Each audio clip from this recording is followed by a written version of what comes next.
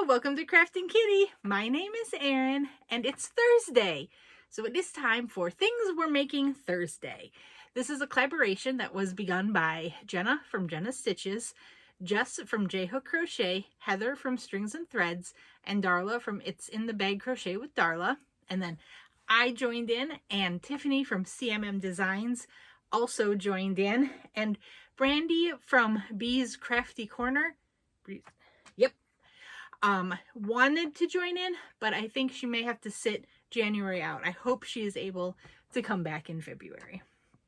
But what we are doing is picking a free pattern each month and all working on it together and inviting anyone else who wants to join in to join in. So please join in, make the blanket, or if you're a content creator, just let us know and we'll tag you in the videos too.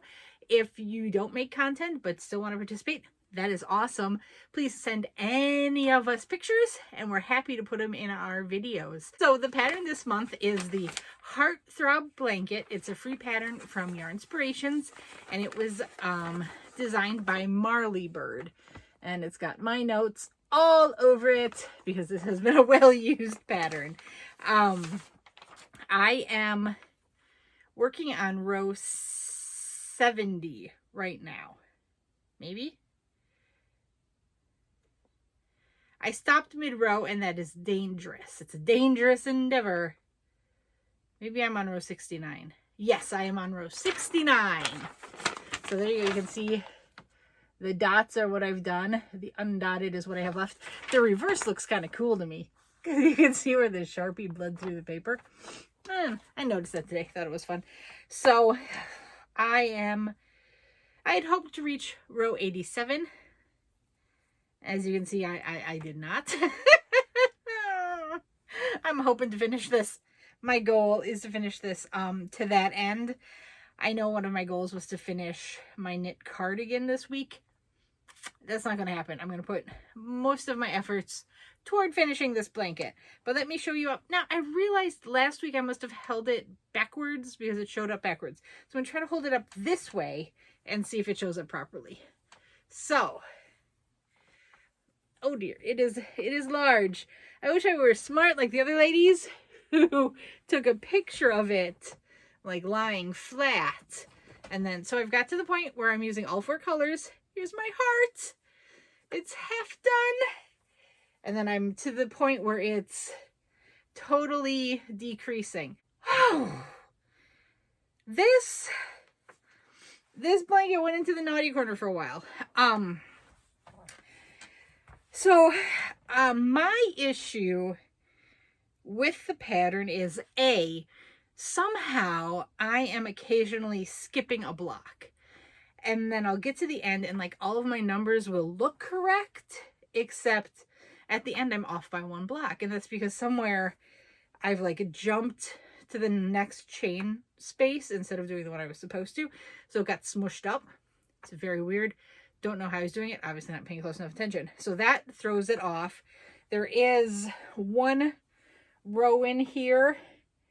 I don't even know where it is anymore. But if I look hard enough, I'll find it. And the whole graph is off. I'm leaving it. My other problem with the pattern is if you read the instructions for rows 56, 55, 56, and 62, those are the rows where you start. So row 54 is your last row here. Row 55, you turn the corner.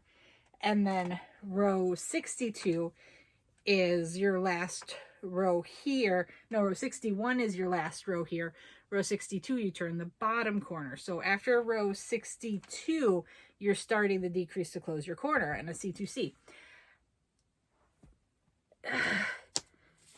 There's no instruction for connecting the blocks.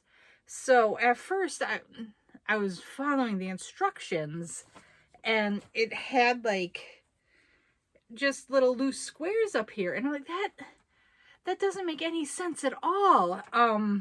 So I found that to correct that when I finish. So I think either at the end of row 50, at the end of row 56, or at the end of row 62, where it says skip last space turn, you have to, after you turn to begin, you have to, because then the next row says just slip stitch in each of the first 3 stitches. And there are 3 stitches remaining there when you turn, but you have to first slip stitch into the chain space that you skipped on the previous row, if that makes absolutely any sense. So what you're doing is you come up and the instructions say, put your last block here, skip this chain space, turn your work. And then you're supposed to slip stitch in the next 3 to start going. But it's left this completely unworked and unconnected to anything.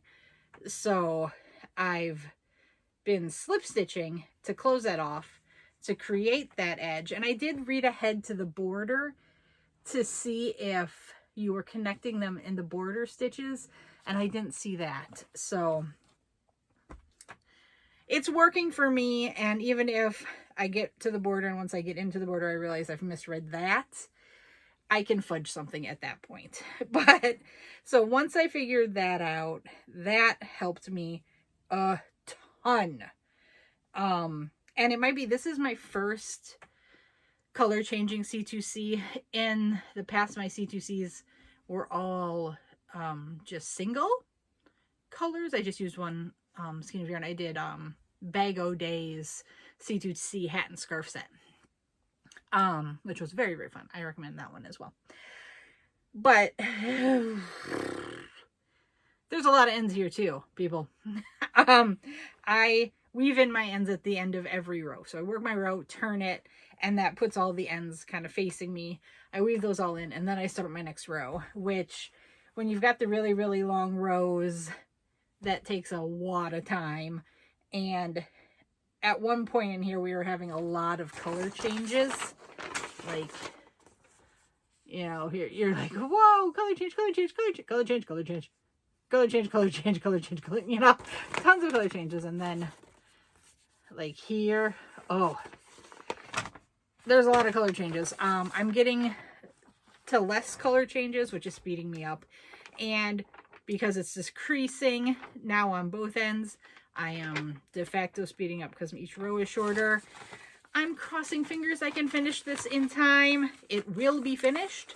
Whether or not it's finished by next Thursday, stay tuned. Things are making Thursday. Check out all the other ladies. Their projects are wonderful. I love what Jess is doing with her ombre yarn. I think it was a very cool idea, and it's giving a wonderful effect. Jenna is a wizard.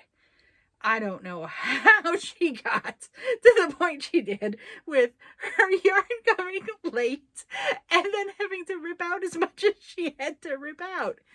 Oh my goodness. And Heather is doing wonderfully, as is Darla. I think Heather may have had the easiest go and not put hers in timeout as much as the rest of us. Maybe Jenna. I'm not sure Jenna put hers in timeout much. I think Jenna's a powerhouse and she just pushes through. But I love all of the ladies. I hope you check them out, and I hope you come back next week to see where I am.